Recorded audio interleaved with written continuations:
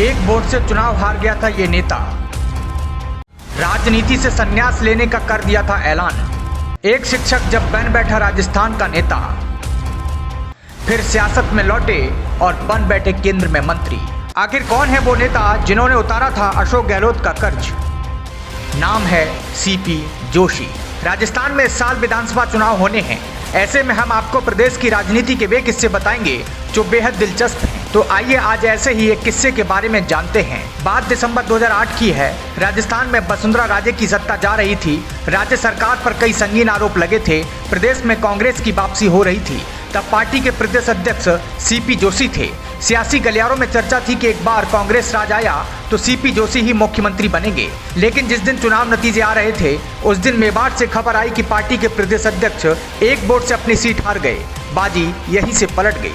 कांग्रेस के सामने अशोक गहलोत को सीएम बनने के अलावा कोई दूसरा बेहतर विकल्प नहीं था। उसके बाद से ही जोशी का नाम सीएम पद की रेस से हमेशा के लिए बाहर हो गया। राजस्थान कांग्रेस की राजनीति में डॉक्टर सीपी जोशी प्रभावशाली रहे हैं। पहली बार ये अशोक गहलोत की सरकार में 1998 में कैबिनेट मंत्री बने थे। जोशी का सियासी ग्राफ काफी उतार चढ़ाव वाला रहा है। साल 2008 के विधानसभा चुनाव में मिली हार के बाद सीपी जोशी मुख्यमंत्री की रेस से बाहर हो गए।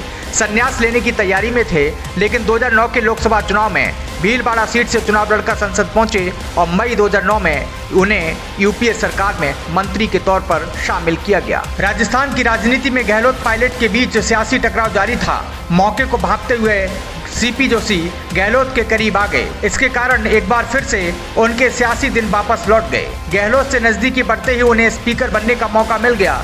तब से लेकर आज तक वह राजस्थान इस विधानसभा में स्पीकर की भूमिका निभा रहे हैं। विधानसभा में अक्सर उनकी छवि प्रोफेसर वाली दिख जाती है। राजसमंद जिले के नाथद्वार विधानसभा सीट में कांग्रेस के विधायक हैं। कभी जोशी गहलोत के दूर विरोधी थे, लेकिन गहलोत के करीब आने से प्रदेश कांग्रेस की राजनीति में बाजी पूरी तरह पलट गई।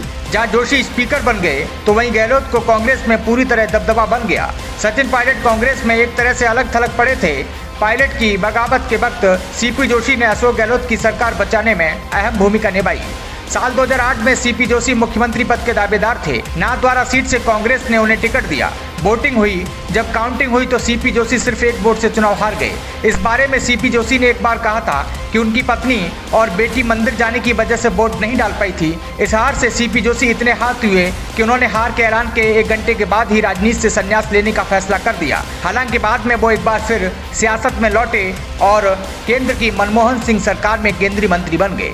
सीपी जोशी हमेशा कहते रहे कि उनकी पत्नी ने वोट नहीं डाला, इस वजह से मुख्यमंत्री नहीं बन पाए।